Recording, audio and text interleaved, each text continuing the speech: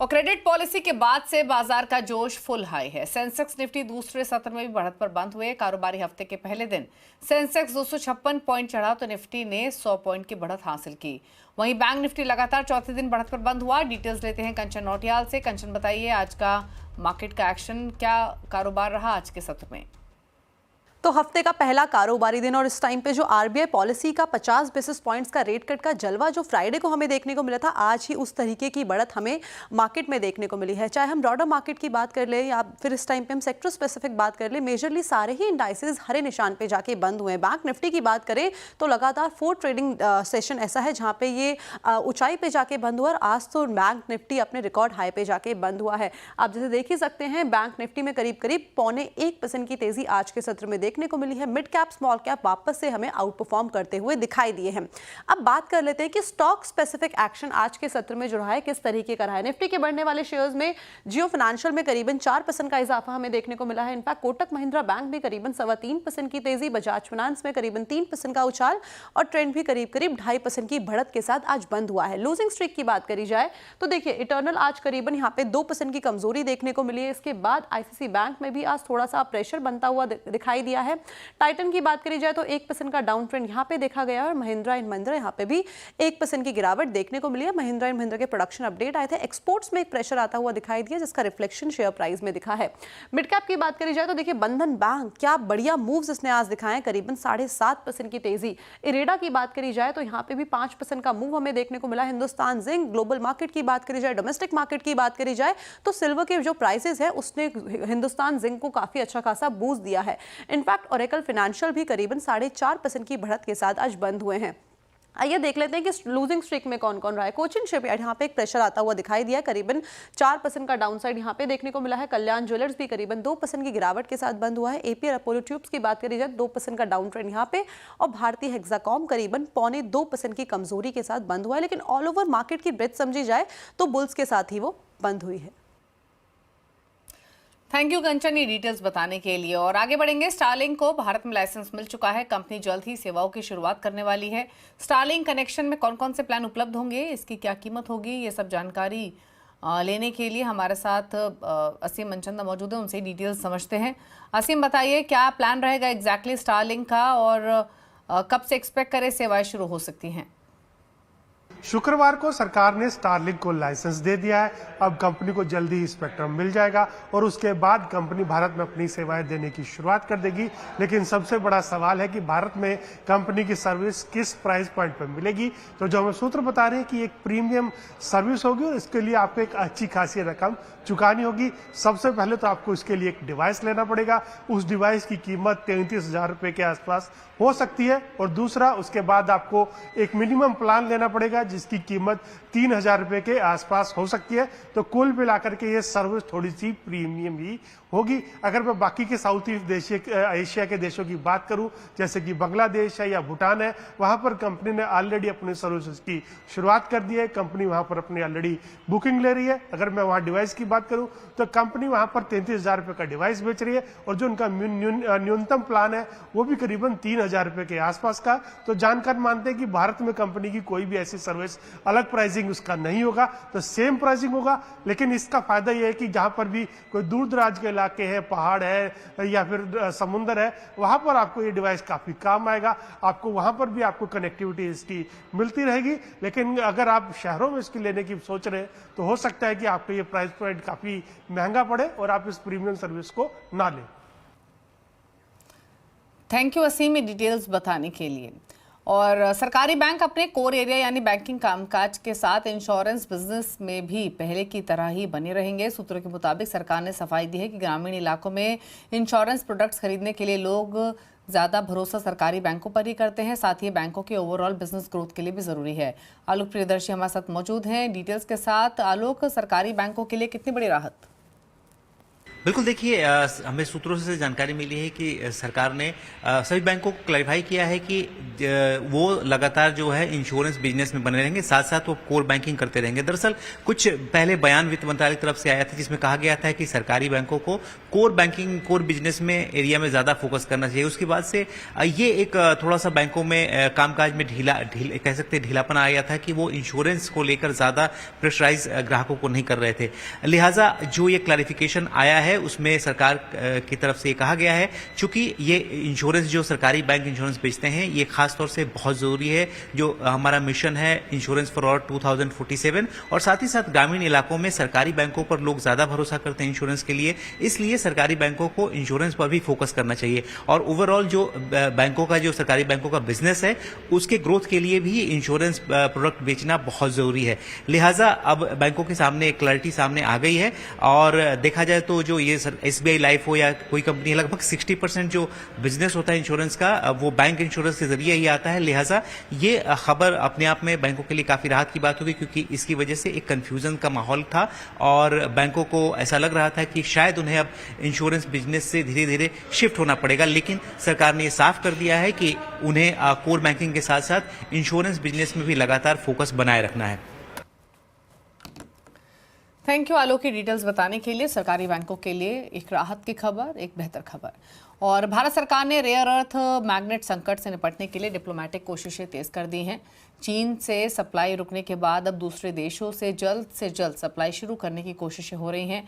रोहन के पास चलते हैं और डिटेल्स लेते हैं। रोहन, बताइए क्या सरकार कोशिश कर रही है इस डायरेक्शन में, क्या डिटेल्स? जी, इस वक्त अगर जो स्थिति है इसमें भारत ने अपने सभी जो डिप्लोमेटिक चैनल्स हैं वो सक्रिय कर दिए हैं, चाहे वो बीजिंग हो, क्योंकि सच्चाई ये है कि 4 अप्रैल के बाद से अब तक भारत का एक भी एप्लीकेशन जो है वो अप्रूव नहीं किया गया है रेयर अर्थ इंपोर्ट के लिए।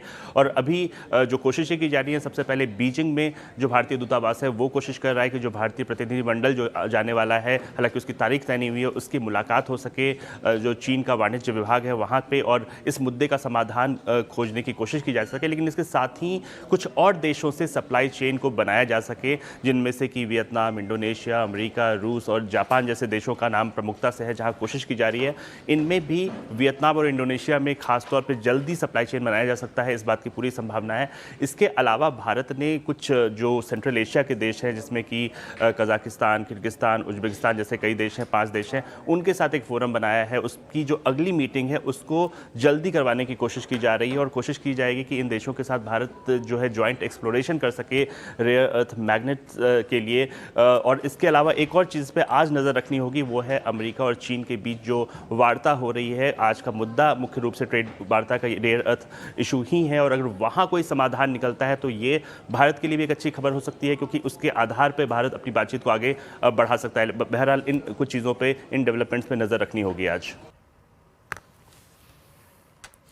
शुक्रिया रोहन ये डिटेल्स बताने के लिए। और मुंबई की लोकल ट्रेन में आज सुबह एक दर्दनाक हादसा हुआ। मुंब्रा रेलवे स्टेशन पर आज सुबह लोकल ट्रेन से 10 से 11 यात्री नीचे गिर गए। अब तक 4 लोगों की मौत की खबर है। जानकारी के मुताबिक हादसे के वक्त ट्रेन में काफ़ी ज़्यादा भीड़ थी। कई यात्री ट्रेन के दरवाजों पर लटक कर सफ़र कर रहे थे। रेलवे प्रशासन ने हादसे की जांच के आदेश दिए हैं। साथ ही भीड़भाड़ को नियंत्रित करने और यात्री सुरक्षा को सुनिश्चित करने के लिए अतिरिक्त कदम उठाने की योजना बनाई जा रही है। फिलहाल हादसे में घायल यात्रियों का इलाज जारी है। प्रशासन यात्रियों से अपील कर रहा है कि वो भीड़भाड़ वाले समय में विशेष सावधानी बरतें और ट्रेन के दरवाजे के पास खड़े होने से बचें। देखिए, सुबह 9 बजे के आसपास में लोकल ट्रेन थी, थ्रू थी, जिसकी स्पीड 100 के आसपास थी, और शार्प कर्व है यहाँ पे। लोग खड़े थे गेट के ऊपर में, संख्या ज़्यादा थी, रश आवर था, ऑफिस का टाइम है, और वो अपना बैलेंस खोए, इस कारण ऐसे गलती हुई है। जहाँ तक मेरी जानकारी है 4 लोगों की मृत्यु हो गई है और 4 लोग घायल हैं जो अस्पताल में हैं।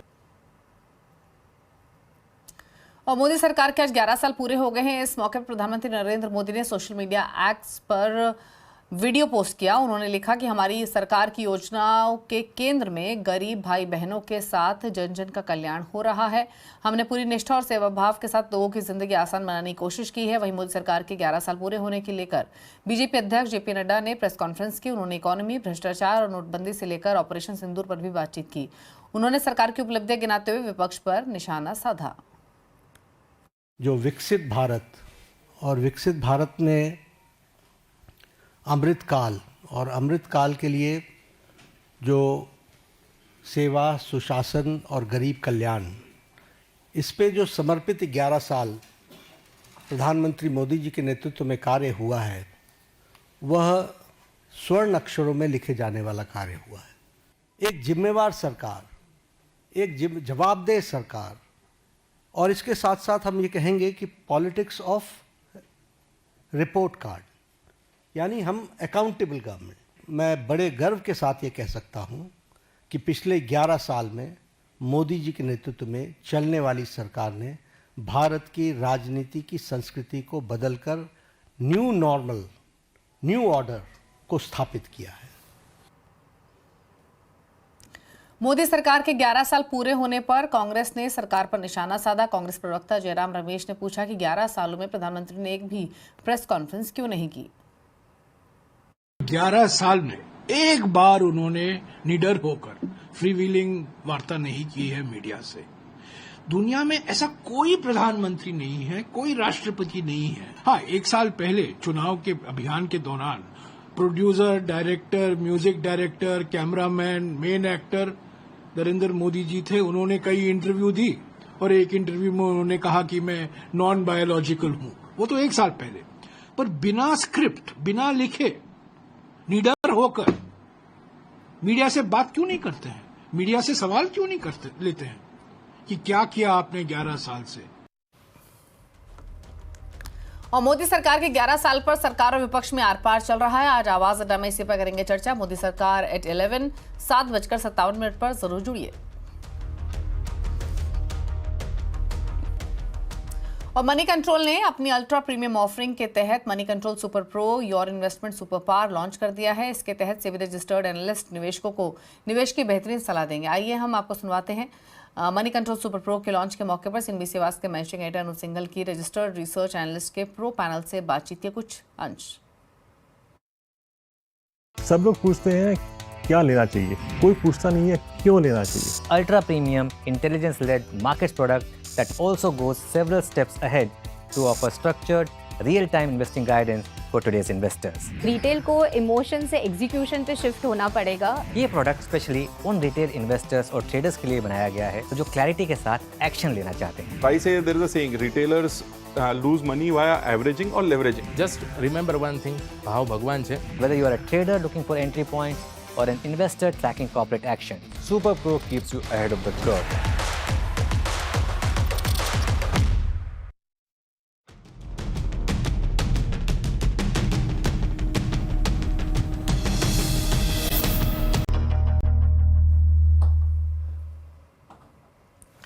आप दे रहे हैं आवाज समाचार। आगे बढ़ते हैं कुछ और खबरों की तरफ। और मेघालय में हनीमून के दौरान नव विवाहित राजा रघुवंशी की हत्या के आरोप में उनकी पत्नी सोनम को गिरफ्तार किया गया है। इंदौर का ये जोड़ा 23 मई को मेघालय के ईस्ट खासी जिले से लापता हो गया था। मामला सुर्खियों में आने के बाद 2 जून को ड्रोन की मदद से एक खाई से राजा रघुवंशी की लाश बरामद हुई, लेकिन उसकी पत्नी सोनम रघुवंशी लापता थी। एक लोकल गाइड की गवाही और सीसीटीवी फुटेज सुराग के सहारे पुलिस ने तफ्तीश आगे बढ़ाई और आज सोनम रघुवंशी समेत 4 आरोपियों को गिरफ्तार किया गया है। मेघालय के डीजीपी के मुताबिक सोनम को गाजीपुर से सुपारी किलर्स विक्की, आनंद और आकाश को ललितपुर और इंदौर से गिरफ्तार किया गया, लेकिन इस हत्या का मास्टरमाइंड सोनम का प्रेमी राज कुशवाहा अभी तक पकड़ा नहीं गया है। इस गिरफ्तारी के बाद राजा रघुवंशी के परिवार ने सीबीआई जांच की मांग की है। मेघालय के डिप्टी सीएम प्रेस्टन ने कहा है कि मेघालय पुलिस की एसआईटी, एसडीआरएफ, एनडीआरएफ और यूपीएमपी पुलिस की मदद से इस कांड का खुलासा हुआ है। राज कुशवाहा की गिरफ्तारी और आरोपियों के ट्रांजिट की प्रक्रिया चल रही है। 4 individuals have been apprehended in connection with this case. 2 from Indore, Madhya Pradesh, and 1 from Latitpur, Uttar Pradesh. In a further development, Srimati Sonam Raghuvanshi has voluntarily surrendered at the Nangan police station in Gazipur district UP and is currently in the safe custody of the UP police. Necessary legal protocols are being followed for her transit and formal statement. और भारतीय अंतरिक्ष यात्री शुभांशु शुक्ला नया इतिहास रचने जा रहे हैं। वो कल यानी 10 जून को नासा के कैनेडियन अंतरिक्ष केंद्र से एक्सिसोम 4 मिशन के तहत अंतरिक्ष उड़ान पर रवाना होंगे। वो इंटरनेशनल स्पेस स्टेशन पर जाने वाले पहले भारतीय हैं और राकेश शर्मा के 40 साल बाद अंतरिक्ष में जाने वाले दूसरे भारतीय होंगे।